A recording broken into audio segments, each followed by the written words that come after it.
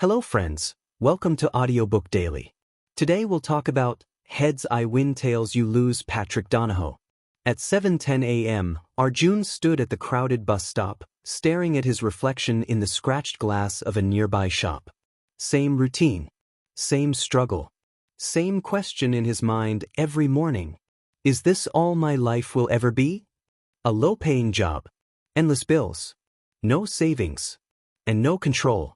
Arjun worked as an operations assistant in a small company. Long hours, minimal pay. At the end of every month, his salary disappeared before he even had time to think. Rent, groceries, family responsibilities. Nothing left. He wasn't lazy. He wasn't careless. He was just stuck.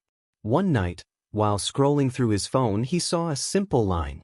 If you only earn money, you will always struggle. You must learn how money works. That line stayed with him, because deep down, he knew working harder wasn't solving anything. A few days later, he heard colleagues talking about the stock market. Easy money, one said. Total gamble, another laughed. Arjun didn't know what to believe, but curiosity won. He opened his first trading app, and that's when the real journey began. When he told people, the reactions were predictable. Stock market? You'll lose everything. It's not for people like us. You think you're smarter than professionals? Even his friends laughed. Bro, focus on your job. This isn't your world. For a moment, he believed them. But something inside him refused to quit. Instead of jumping in blindly, Arjun did something different. He studied. Not just charts. Not just tips. But the system. How markets really work. Why most people lose money. How emotions control decisions. Why institutions win most of the time. He realized something shocking. The market wasn't unfair. It was just misunderstood. At first, he made mistakes. He followed tips. He chased quick profits. He lost money. And every loss felt like confirmation of what others said. You're not made for this. But instead of quitting, he asked himself, what am I doing wrong? And the answer was clear. He wasn't thinking. He was reacting. Arjun stopped treating trading like a shortcut. He started treating it like a system. He controlled risk. He focused on consistency, not excitement. He stopped chasing trends. He built discipline. He understood one powerful idea. The game is designed so that emotional people lose. And disciplined people win. Months passed. No overnight success. No viral profits. Just small, steady growth. For the first time in his life, money didn't feel like stress. It felt like something he could manage, control, understand. Something else changed too.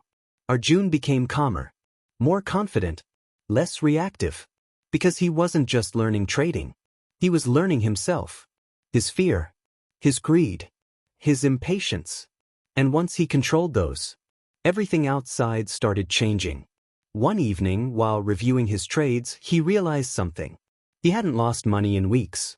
Not because he was lucky, but because he had stopped making emotional decisions. He smiled.